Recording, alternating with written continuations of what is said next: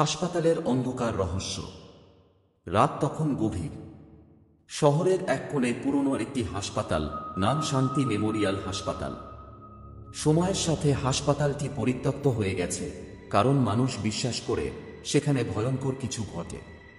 কেউ কেউ বলে রাতে সেখানে অদ্ভুত আওয়াজ শোনা যায়, যেন কেউ আর্তনাদ করছে।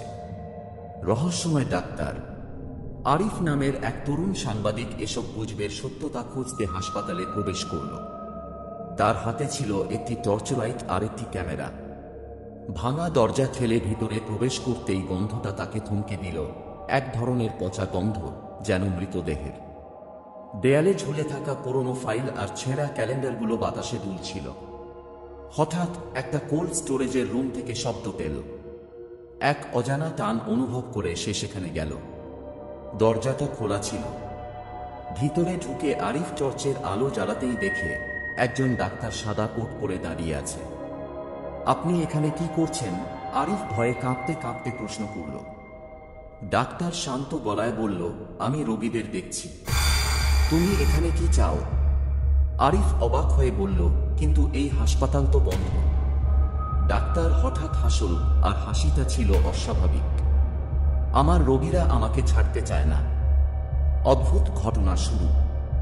এরপর আরিফের পেছন থেকে দরজা বন্ধ হয়ে গেল। টর্চের আলো ঝাপসা হয়ে এলো। আরিফের মনে হলো চারপাশে কেউ ঘুরে বেড়াচ্ছে।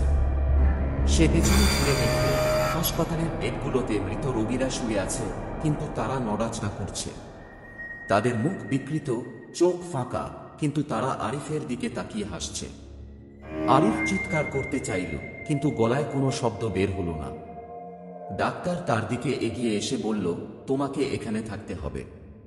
তুমি চলে যেতে পারবে না। পালানোর চেষ্টা। আরিফ ভয় পেয়ে দৌড়াতে শুরু করল। সে করিডোর পেরিয়ে বেরোনোর চেষ্টা করছিল, কিন্তু সব দরজা তালাবন্ধ। দেয়ালে ঝুলে থাকা সার্জারির সরঞ্জামগুলো একে একে পড়ে যাচ্ছিল। হঠাৎ করে পুরনো এক নার্স তাকে পথ আটকে দাঁড়াল। তার মুখ পুরো রক্তাক্ত, আর সে আরিফের দিকে এগিয়ে বলল, আমাদের সাথে থাকো। আরিফ পুরো শক্তি দিয়ে একটা জানালা ভেঙে বাইরে বেরিয়ে এল। বাইরে এসে দেখে রাতের আকাশে পূর্ণিমার আলো, কিন্তু যখন পেছনে তাকাল সেখানে কোনো হাসপাতালই নেই। সত্য উদ্ঘাটন। পরদিন আরিফ থানায় গিয়ে ঘটনা জানায়। পুলিশ তদন্তে গিয়ে দেখে সেই জায়গায় আসলে কোনো হাসপাতাল ছিলই না গত ২০ বছর ধরে।